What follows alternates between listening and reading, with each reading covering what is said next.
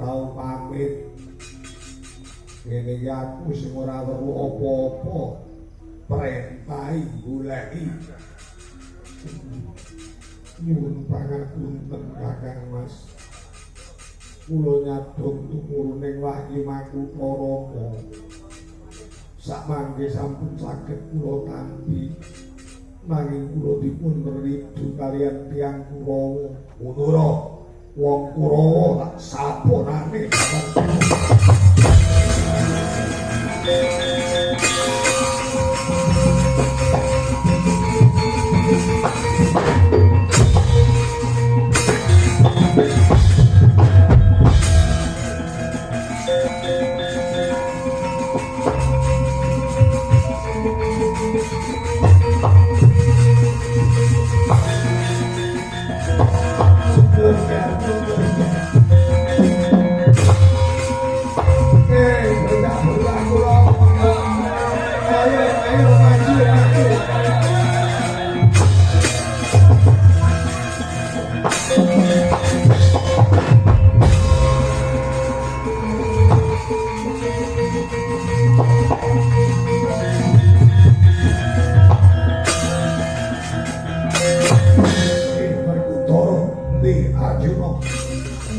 Wahyu Makutha Rama jaluk minggato saka kene.